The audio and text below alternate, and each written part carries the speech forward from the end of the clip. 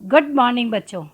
मैं अंजुला शर्मा क्षितिज के पाठ 11 बाल गोविंद भगत की व्याख्या करने जा रही हूँ, जिसके रचयिता हैं राम वृक्ष बेनीपुरी। इन्हें कलम का जादूगर भी कहा जाता है। बच्चों, इनका जन्म बिहार के मुजफ्फरपुर ज़िले के बेनीपुर गांव में सन 1899 में हुआ। जब ये छोटे थे तभी इनके माता पिता का देहांत हो गया था, जिसके वजह से इन्होंने अपने जीवन में बहुत संघर्ष किया। 10वीं तक की शिक्षा प्राप्त करी इन्होंने और उसके बाद 1920 में राष्ट्रीय स्वाधीनता आंदोलन में ये सक्रिय रूप से जुड़ गए थे। ये कई बार जेल भी गए और इनका जो देहावसान है वो 1968 में हुआ था। 15 वर्ष की आयु में ही इनकी रचनाएं पत्र पत्रिकाओं में छपने लगी थी। इनका जो लेखन था वो बहुत ज़्यादा प्रभावशाली था। ये बहुत अच्छे पत्रकार भी थे। इन्होंने बहुत सारी दैनिक, साप्ताहिक तथा मासिक पत्र पत्रिकाओं का संपादन किया, जिसमें तरुण भारत, किसान मित्र, बालक, युवक, योगी, जनता, जनवाणी और नई धारा उल्लेखनीय हैं।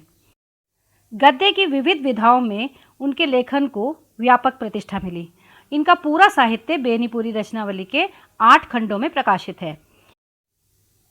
इनकी रचना यात्रा के महत्वपूर्ण पड़ाव हैं पतितों के देश में उपन्यास, चिता के फूल कहानी, अम्बपाली नाटक, माटी की मूर्तें रेखाचित्र, पैरों में पंख बांधकर यात्रा वृतांत, जंजीरें और दीवारें संस्मरण। इनकी रचनाओं में स्वाधीनता की चेतना, मनुष्यता की चिंता और इतिहास की युगानुरूप व्याख्या है।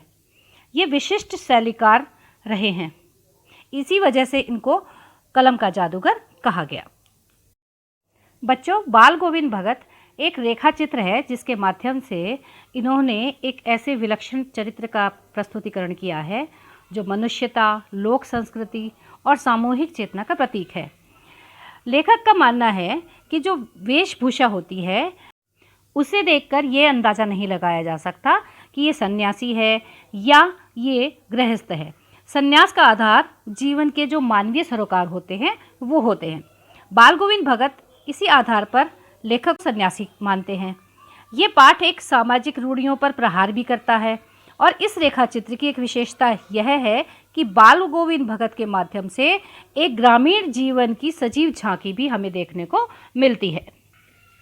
बच्चों, बाल गोविंद भगत एक ऐसे चरित्र हैं जिनका बारे में अगर मैं बताऊं तो वो एक मंझोले कद के गोरे चिट्टे आदमी थे। उनकी उम्र लगभग 60 के ऊपर की थी। बाल पक गए थे, लंबी दाढ़ी थी। जटाजूट तो नहीं रखते थे, किंतु हमेशा उनका चेहरा सफ़ेद बालों से ही जगमग किया रहता था। कपड़े बिल्कुल कम पहनते थे, कमर में एक लंगोटी मात्र और सिर पर कबीरपंथी किसी एक कनफटी टोपी पहनते थे। जब जाड़ा आता था तो एक काली कमली ऊपर से और ओढ़ लेते थे। मस्तक पर हमेशा चमकता हुआ रामानंदी चंदन, जो नाक के एक छोर से औरतों के टीके की तरह ऊपर की ओर जाता था। गले में तुलसी की जड़ों की एक बेडोल माला बांधे रहते थे। फिर भी लेखक कहते हैं कि ये जो तस्वीर प्रस्तुत की गई है, इसको देखकर यह ना माना जाए कि वो एक साधु हैं। नहीं, बिल्कुल नहीं, वो गृहस्थ हैं।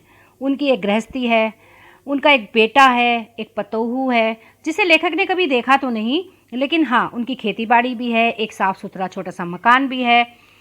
किंतु जो बाल गोविंद भगत हैं वो खेती बाड़ी करते हैं, परिवार भी रखते हैं। बाल गोविंद भगत साधु थे, साधु की सारी परिभाषाओं पर खरे उतरने वाले। कबीर को वो अपना साहब मानते थे। साहब का मतलब है कि वो अपना सब कुछ मानते थे, उनको अपना भगवान कह लो या वो अपना सब कुछ उनको मानते थे। उनके गीतों को वो गाते थे, उनके आदेशों पर चलते थे, कभी झूठ नहीं बोलते थे, सबके साथ खरा व्यवहार करते थे, किसी से भी दो टूक बात करने में संकोच नहीं करते थे और किसी से भी खामखा कभी कोई झगड़ा मोल नहीं लेते थे। यानी कि बहुत सादा जीवन वो जीते थे। किसी की चीज़ को वो छुए बिना पूछे नहीं छूते थे और इस नियम को वो कभी कभी इतनी बारीकी से ले जाते थे कि लोगों को कौतूहल होने लगता था। कभी वे दूसरे के खेतों में शौच के लिए भी नहीं गए, है ना। तो वो गृहस्थ थे, लेकिन उनकी सब चीज़ साहब की थी। साहब मतलब कबीर की, मठ की। जो कुछ खेत में पैदा होता था उसे वो सिर पर लादते थे और कबीर मठ में लेकर जाते थे और वो 4 कोस था, 4 कोस पैदल चलकर वो अपने सिर पर उसे लाद कर लेके जाते थे और उस कबीरपंथी मठ में वो समर्पित कर देते थे। प्रसाद रूप में उनको जो भी वहाँ से मिलता था उससे वो अपना गुजारा चलाते थे। लेखक कहते हैं कि वे बाल गोविंद भगत के संगीत पर बड़े मुग्ध थे। उनका जो मधुर गान था उन्हें अपनी ओर खींचता था। आषाढ़ की रिमझिम हो या भादों की अंधेरी अधरतिया या कार्तिक का महीना, गर्मियाँ हो, तब भी वो संगीत के जादू से सराबोर रहते थे। आषाढ़ की रिमझिम में जब समूचा गांव खेतों में उतर पड़ता था, कहीं हल चलते थे, कहीं रोपनी होती थी, धान के पानी में बच्चे खेतों में उछल कूद करते थे, औरतें कलेवा लेकर मेड़ पर बैठ जाती थी, आसमान में बादल घिरे होते थे, धूप का कहीं नाम नहीं होता था, ठंडी पुरवाई चल रही होती थी।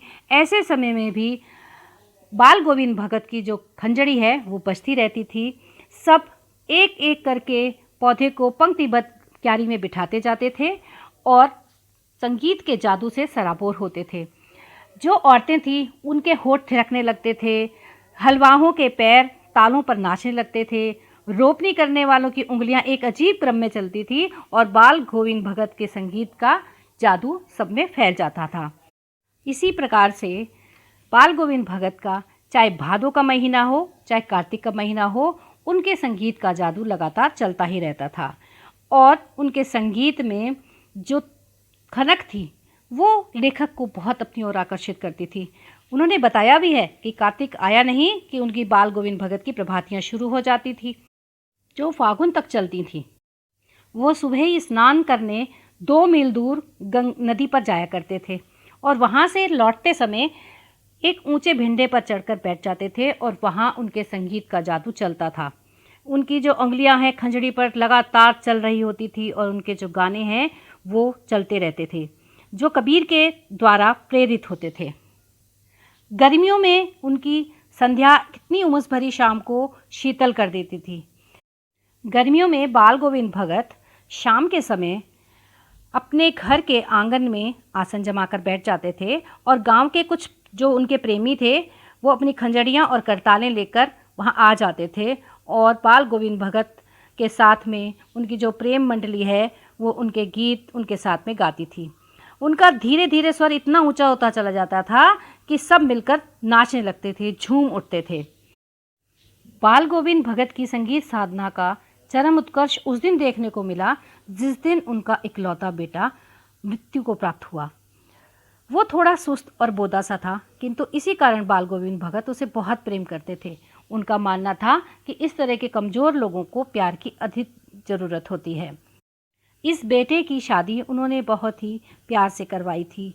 जो पतोहू आई थी वो भी बहुत सुशील थी, उसने पूरा घर संभाल लिया था और दुनियादारी से बाल गोविंद भगत को निवृत्त कर दिया था।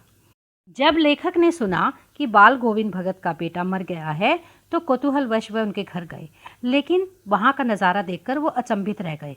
उन्होंने बेटे को आंगन में एक चटाई पर लिटाकर सफ़ेद कपड़े से ढक रखा था। कुछ फूल तो हमेशा की तरह जब वो रोपते ही रहते थे, उनको तोड़कर उन्होंने उसके चारों तरफ बिखेर रखे थे। फूल और तुलसी दल, सिरहाने एक चिराग जला रखा था और उसके सामने ज़मीन पर ही आसन जमाए गीत गाए चले जा रहे थे। वह वही पुराना स्वर, वही पुरानी तल्लीनता के साथ में।